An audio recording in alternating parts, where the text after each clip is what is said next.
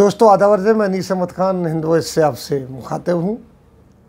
पूरे देश में हिजाब एक आंदोलन के तरीके से शुरू हो गया है।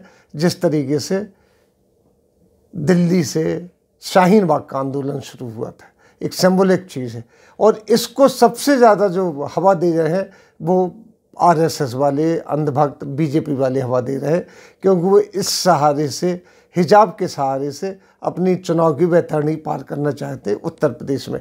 क्योंकि हिजाब से उनको एकदम से ध्रुवीकरण के चांस मिल रहे हैं। वो इस तरीके से ध्रुवीकरण की कोशिश कर रहे हैं कि मुसलमान देखिए कोई भी ड्रेस पहन सकता है, उनको रोका नहीं जा सकता है, जबकि हमें रोका जाता है किसी चीज़ के लिए। तो उन्होंने इसको एक मुद्दा बना लिया, जबकि कोई मुद्दा नहीं, आज से नहीं, बरसों से, आज़ादी से पहले से और अब तक हिजाब पहनती थी लड़कियां। कॉलेज भी आ जाती थी, स्कूल भी जाती थी, बच्चों के स्कूल भी जाती थी। लेकिन आज एक नया मुद्दा शुरू कर दिया कि हिजाब नहीं पहन सकती। मामला कर्नाटक से शुरू हो गया। आप कहेंगे कर्नाटक उत्तर प्रदेश में बड़ा फ़र्क है, लेकिन आजकल लिंक कोई बहुत तेज़ी से जुड़ता है। आज 1 मिनट के अंदर अपने जो सोशल मीडिया के ज़रिए पूरे हिंदुस्तान में बात फैल जाती है। तो लिहाजा उसी तरीके से ये हिजाब का मसला कुछ भी होता है पूरी दुनिया में फैल गया, पूरे हिंदुस्तान में फैल गया। हम हिजाब एक आंदोलन के तरीके हो गया है। उसको भगवा वालों ने आगे बढ़ाया कि हिजाब पहने कोई लड़की जा रही है। आपने देखा है, मुस्कान एक लड़की थी जो स्कूल जा रही है, अपने कॉलेज जा रही थी कागजात जमा करने के लिए, उसके पीछे लोग वक्त पड़ गए हैं भगवाधारी। और यहाँ हो गया कि अगर आप हिजाब पहनेंगे तो हम भगवा दुपट्टा या पटका डाल के जाएंगे। इस तरीके से कई विवाद शुरू हो गए। यही नहीं था विवाद कि जो भगवा कपड़ा दुपट्टा डाल के जाएंगे, कपड़ा डाल के जाएंगे, या भगवा कोई वस्त्र पहन के जाएंगे। यही बात नहीं रुकी है। बात यहाँ तक आगे बढ़ गई है कि अब ताजमहल वगैरह जो दार्शनिक स्थल है वहाँ पे भी भगवा पहन के औरतें जाना शुरू कर दी। और वहाँ पे उनको ये ज़िद है कि हम यहाँ पे बैठ के हनुमान चालीसा का, माफ़ कीजिए, यहाँ बैठकर हनुमान चालीसा का पाठ करेंगे। क्यों करेंगे? कुछ बात नहीं। ये कि आप कहीं भी कुछ कर सकते हैं, आप कहीं भी अजान दे सकते हैं, आप कहीं भी नमाज़ पढ़ सकते हैं, तो हम कहीं बैठ के भी हनुमान चालीसा का पाठ कर सकते हैं।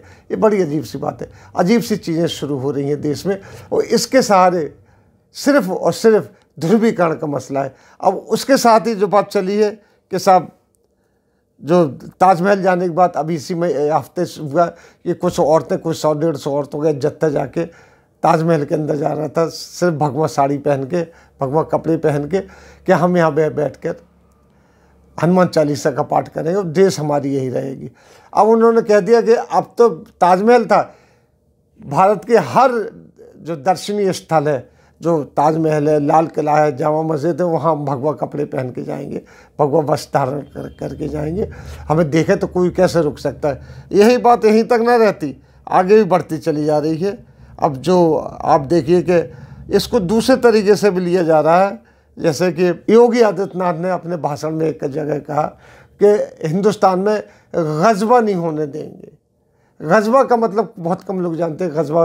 ग़ज़वा उसको कहते हैं जो हुज़ूर रसूलुल्लाह सल्लल्लाहु अलैहि वसल्लम के ज़माने में जो युद्ध हुए थे, धर्म युद्ध हुए थे, उनको ग़ज़वा कहा जाता था। और ग़ज़वा हर उस युद्ध को कहते हैं जहाँ पर हमारे रसूलुल्लाह सल्लल्लाहु अलैहि वसल्लम ने जिसको रिप्रेजेंट किया हो। बाकी तो धर्म युद्ध ही थे, लेकिन इसको ग़ज़वा कहा जाता था उनको। अब उन्होंने कहा कि हम भारत में ग़ज़वा नहीं होने देंगे। ये बहुत पुरानी बात है कि ग़ज़वा होगा। ग़ज़वा कैसे ग़ज़वा हो सकता है? एक तो ग़ज़वा हो भी नहीं सकता। लेकिन योगी आदित्यनाथ ने भाषण दे के कहा इटावा में कि हम भारत में ग़ज़वा नहीं होने देंगे। यहाँ ग़ज़वे का मुँह तोड़ जवाब दिया जाएगा। जब ग़ज़वा हो ही नहीं सकता तो कैसे मुँह तोड़ जवाब दिया जाएगा? उन्होंने झांसी के अंदर अपने एक सार्वजनिक रैली में पत्रकारों से बात करते हुए कहा कि यहाँ ग़ज़वा नहीं होने देंगे, ना हिजाब चलने देंगे। हिजाब और ग़ज़वा कुछ नहीं, एक नई चीज़ लेके आए। ग़ज़वा बहुत से लोग नहीं जानते, बहुत मुसलमानों को नहीं मालूम ग़ज़वा क्या चीज़ है। लेकिन हाँ, अगर आप इतिहास पढ़ें तो ग़ज़वा हर उस युद्ध को, धर्म युद्ध को कहा गया है जिसमें पैगंबर मोहम्मद शामिल हुए हैं। और अब अगर कोई लड़ाई होती तो इस तरीके से कोई ग़ज़वा नहीं होता। हाँ, पाकिस्तान प्रोपेगेंडा करता रहे, कोई प्रोपेगेंडा करता, लेकिन ये ग़ज़वा नहीं है, न कहा ही जाएगा इसको ग़ज़वा। लेकिन ये योगी आदित्यनाथ इस किस्म की बातें करने लगे हैं। एक चीज़ नहीं फैल रही, कई चीज़ें फैल रही हैं कि आप अगर हिजाब पहन के जा सकते हैं तो हम गेरुए साड़ी पहन कर क्यों नहीं जा सकते हैं, इस तरह की बातें। तो आप इसके पहले क्यों नहीं हो रही थी, इलेक्शन के पहले क्यों नहीं हो रही थी, इलेक्शन में ही इनको गर्माहट क्यों हुई? इसकी सबसे बड़ी वजह यह है कि यूपी के आप अगर पोल देखिए, उनका सर्वे देखिए, तो भाजपा की हालत बड़ी खस्ता है। आज ही अखबारों में अगर देखें तो 53 लोगों को जो वहाँ पे इलेक्शन लड़ रहे हैं पंजाब में और यूपी में, उनको Z+ सिक्योरिटी दी गई है, इसलिए कि उनको घुसने नहीं दिया जा रहा था, उनकी कारों में पत्थर फेंके जा रहे थे, इन सब के लिए। तो इनकी हालत बड़ी खस्ता हो गई है। अब आप ये देख लीजिए कि योगी जी के जितने भी कार्यक्रम यूपी में थे वो भी कट करके 1 या 2 में कर दिए गए हैं। इस तरीके से कई चीज़ें आप देखते चले जाइए, ये हो रही हैं और होती जा रही हैं।